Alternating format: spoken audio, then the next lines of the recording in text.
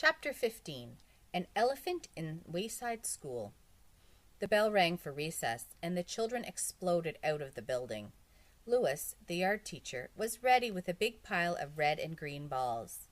The kids called, "Hi, Louis," and "Over here, Louis," as he tossed the balls to them, over his shoulder, behind his back, through his legs. Dee came charging out of the building. Usually, by the time she got to the playground, there were no good balls left, but she could see one red ball by Louis's foot. She knocked over a kid from the 10th floor and shouted, "Hey, Lou!" Suddenly she stopped. She had just remembered where she'd heard of Mrs. Drizzle. It was from Louis. He had once told her about the meanest teacher he'd ever had when he was a kid.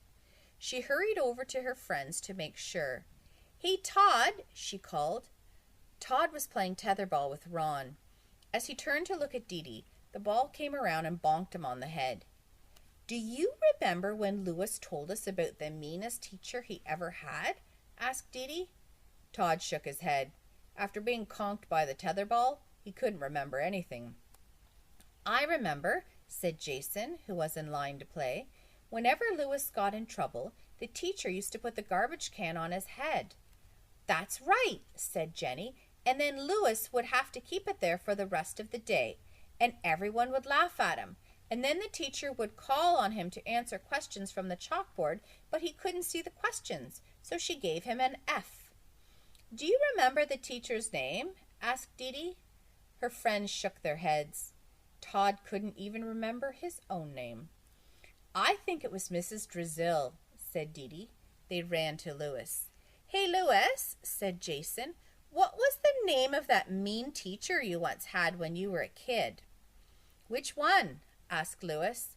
"The one that made you put a garbage can on your head," said Jenny. Louis shuddered just thinking about her. "Mrs. Drizzle," he whispered. The kids looked at each other. "What color hair did she have?" asked Jason. "Brown," said Louis. "Why?" "We have a substitute teacher," explained Dee. "She's really nice." "Oh, good," said Louis. "Her name is Mrs. Drizzle," said Dee. "Whoa, I'm getting out of here," said Louis. He started to run, but the kids grabbed him. "It's okay," said Jenny. "It can't be the same teacher. Our teacher is nice."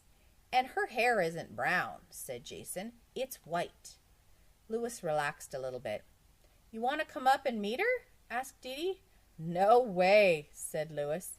"Oh, you're so silly, Louis," said Dee. "She's not the same teacher. And besides, you're a teacher now, too." "Oh, yeah, I forgot," said Louis.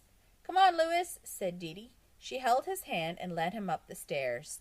They entered the classroom. Mrs. Drizzle was putting some of the children's work on the bulletin board. "Mrs. Drizzle," said Dee, "we brought our yard teacher up to meet you." "It's very nice to meet you," said Mrs. Drizzle as she pinned up Joe's math test. "Exercise is so important for young minds and bodies." She turned around. Louis's face paled. "Well, it was nice to meet you," he said very quickly. "I've got to go. Bye." "Stay right where you are, Louis," ordered Mrs. Drizzle. He froze. Mrs. Drizzle slowly walked to her desk. She picked up the old blue notebook. "The notebook," whispered Louis. Mrs. Drizzle opened it and flipped through the pages. "Here we are," she said. She removed a piece of paper and handed it to Louis. "Is this your homework?" she asked. Louis looked at it. "You were supposed to copy it over, weren't you?" asked Mrs. Drizzle. "That was over 15 years ago," said Louis.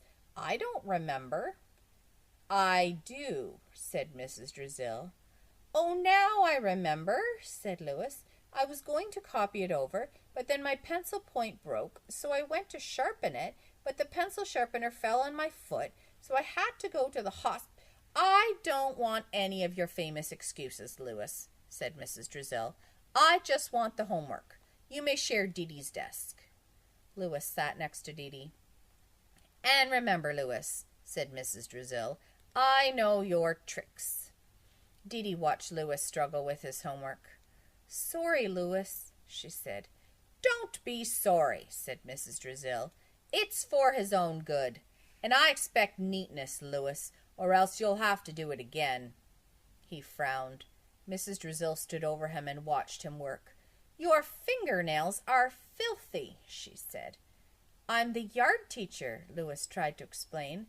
"I spend a lot of time outside, in the grass and in the dirt and stuff." "I don't want excuses," said Mrs. Drizzle. "I want clean fingernails.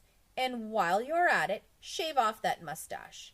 It looks like a hairy caterpillar crawling across your face." "Not my mustache," said Louis. "Unless you want me to rip it off for you," said Mrs. Drizzle. Dee Dee felt terrible. "I can't believe Mrs. Drizzle still remembers you after all this time," she said. "An elephant never forgets," muttered Louis. "I heard that," said Mrs. Drizzle. She put the garbage can on Louis's head.